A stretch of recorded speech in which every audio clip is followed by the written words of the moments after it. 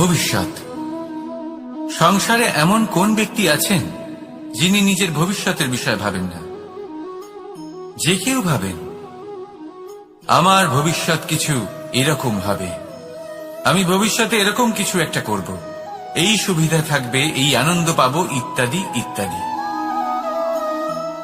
কিন্তু সত্যি বলি, ভবিষ্যতের থেকে বড় ভণ্ড আর কেউ নেই। ভবিষ্যৎ আপনাকে ছেড়ে চলে যাবে, আপনি জানতেও পারবেন না। ভবিষ্যৎ আপনার থেকে আপনার বর্তমান কেড়ে নেবে। অনেক সময় আমরা ভবিষ্যতের বিষয় ভাবতে থাকি, দুশ্চিন্তা করতে থাকি, ভবিষ্যৎ দিয়ে নিজেকে এতটাই ঘিরে ফেলি যে বর্তমান কি তা ভুলেই যাই, তার বোধই আমাদের থাকে না। ভাবুন, ভবিষ্যৎ কি? ভবিষ্যৎ হলো সেটাই যা এখনো পর্যন্ত ঘটেনি। বর্তমান হলো সেটা যা এখন ঘটছে। তাহলে যা এখনো ঘটেইনি তার বিষয়ে দুশ্চিন্তা করে নিজেকে ব্যতিব্যস্ত কেন করছেন? এই বর্তমান, এটাই হলো গুরুত্বপূর্ণ। এর উপরে সমস্ত ভাবনা কেন্দ্রীভূত করুন। মনে লক্ষ্য অবশ্যই রাখুন, কিন্তু পুরো মনোযোগ শুধু বর্তমানে থাকবে। এই বর্তমানকে যদি সামলে নিতে পারেন, তাহলে আপনার ভবিষ্যৎ এমনি উজ্জ্বল হয়ে উঠবে। তাহলে আসুন আমার সাথে ভালোবেসে বলুন, রাধা রাধা। সময়। কথায় আছে, আমাদের জীবনের প্রত্যেক মুহূর্ত স্বর্ণর মতো হয়। এবার হয় আমরা একে নিজেদের কাছে রাখতে পারি, বা একে আমরা চলে যেতে দিতে পারি। কারণ এই ছোট ছোট মুহূর্তই আছে যা আমাদের জীবনকে গড়ে তোলে। এখন এই জীবন কেমন হবে তা আমাদের উপর নির্ভর করে। যদি আপনি একটা মুহূর্তের যত্ন না নেন, যদি আপনি এক মুহূর্ত ভালো না বাসেন, যদি আপনি এক মুহূর্ত স্নেহের আনন্দ না উপভোগ করতে পারেন, তাহলে দেখতে দেখতেই আপনার সমস্ত সময় নষ্ট হয়ে যাবে, আপনি জানতেও পারবেন না। অর্থাৎ এই সময় স্বর্ণ হতে পারে না। তবে আমরা একে স্বর্ণ বানিয়ে নিতে পারি আমাদের চেষ্টার মাধ্যমে। এই সময় শুধু একটি লাঙল যা মাটির সাথে লড়াই করতে পারে, আর কিছু নয়। একটা অত্যন্ত গুরুত্বপূর্ণ কথা মনে রাখবেন, আপনার কাছে শুধু সময় আছে। এবার আপনি এটা দিয়ে স্বর্ণ বানাবেন, না ঘুমিয়ে স্বপ্ন দেখে কি নষ্ট করবেন, সিদ্ধান্ত আপনারই। রাধা রাধা। ভগবান। প্রত্যেক কঠিন পরিস্থিতিতে এই নামই আছে যা আমাদের উপায় দিয়ে থাকে। ব্যক্তি যান, ভগবানের পুজো করেন, আরাধনা করেন, ব্রত পালন করেন, মন্দিরে যান, পুজো পাঠ করেন, ভগবানকে জাগিয়ে তোলেন। আর তারপর শুরু হয় সমস্ত প্রশ্ন। হে ভগবান, আমার সাথে এরকম কেন হচ্ছে? কেন আমারই জীবনে এত দুঃখ আছে? আমি কিভাবে এর সম্মুখীন হব? আমাকে কেন এত কষ্ট ভোগ করতে হচ্ছে? হে ভগবান, আমি কি করব? আমাকে সাহায্য করুন, কোনো রাস্তা দেখান।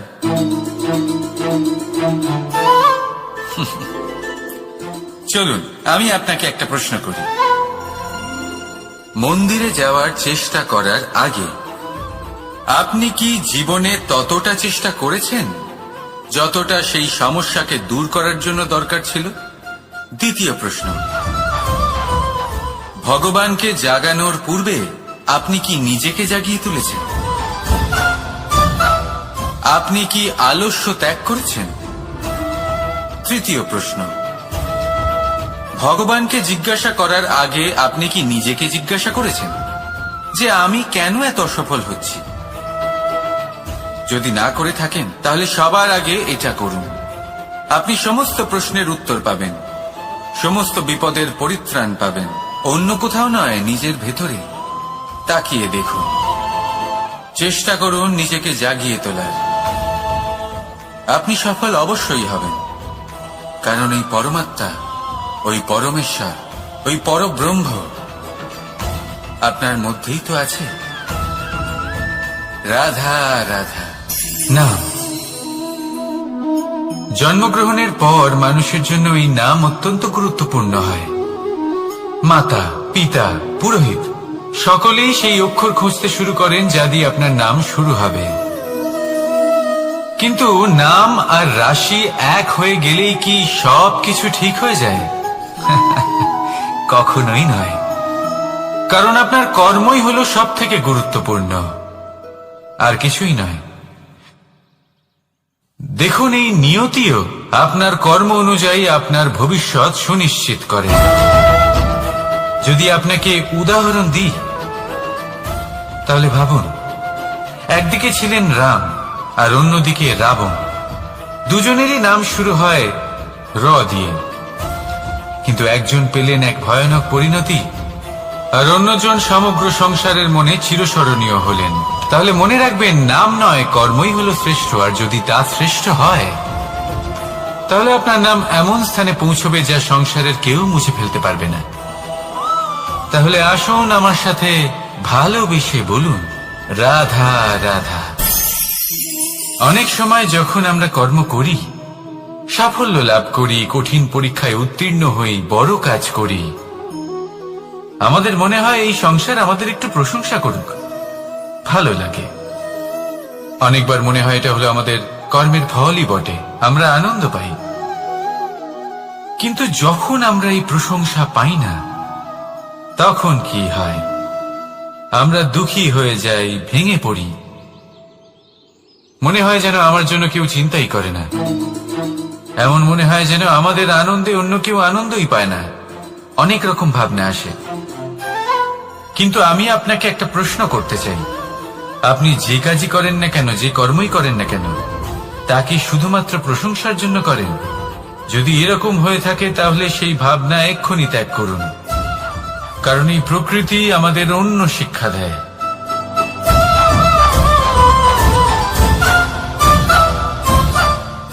এই ফুলকে দেখুন,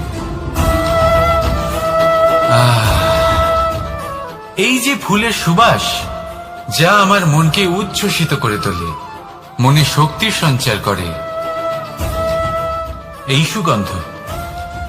কিন্তু ভেবে দেখুন, ফুলের কিন্তু এই কাজ করার জন্য কোনো প্রশংসারই প্রয়োজন হয় না। এটাই হলো প্রকৃতির শিক্ষা।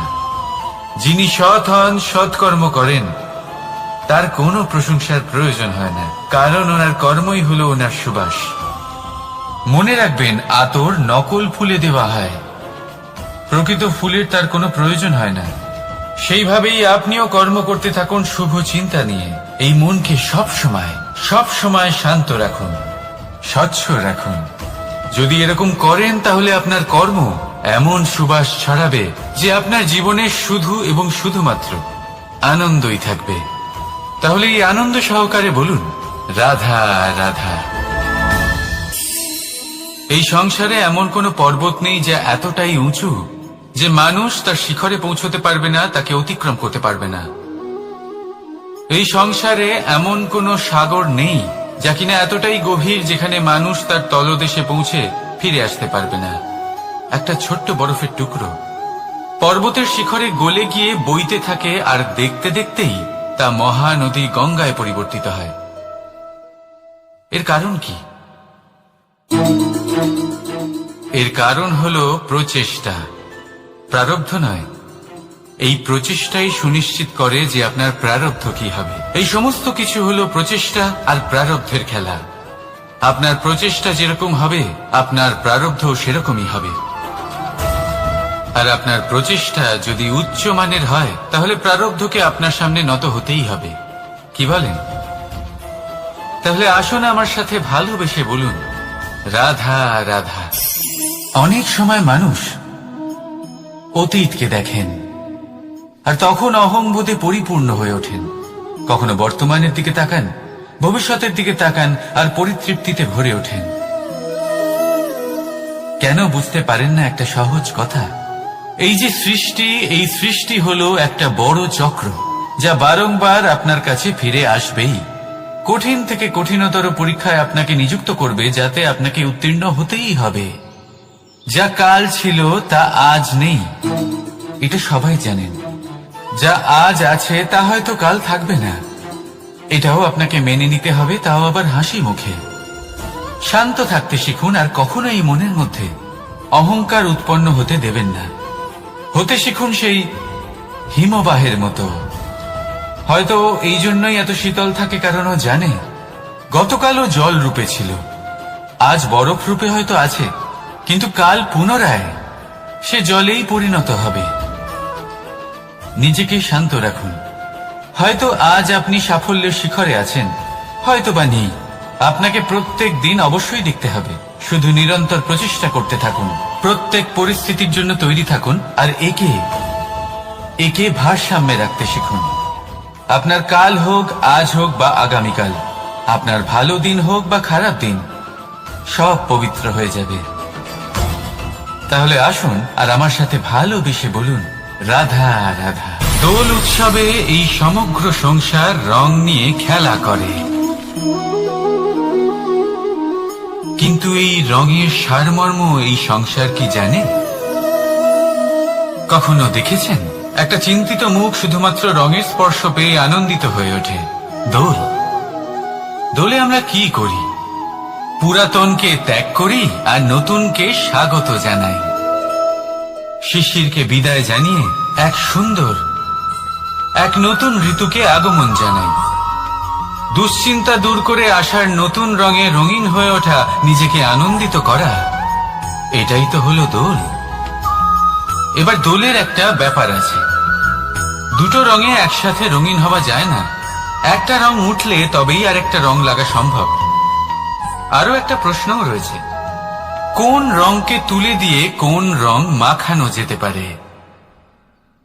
যদি আপনাকে উদাহরণ দিই, লোভের এই রং, তা যতক্ষণ লেগে থাকবে আনন্দের রং লাগতে পারবে না। যা হয়েছিল দ্বারকাবাসী এবং সামন্তক মণির মধ্যে। ভ্রান্তির রং যতক্ষণ লেগে থাকবে সত্যের রং লাগতে পারবে না, যা হয়েছে রুক্মিণীর সাথে। আর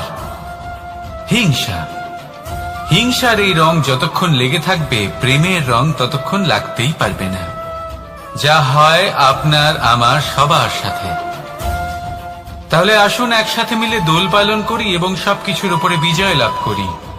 অন্ধকারের স্থানে আলো, ভ্রান্তির স্থানে সত্যের, হিংসার স্থানে প্রেমের, আর লোভের স্থানে আনন্দের এই সুন্দর রং মাখাই।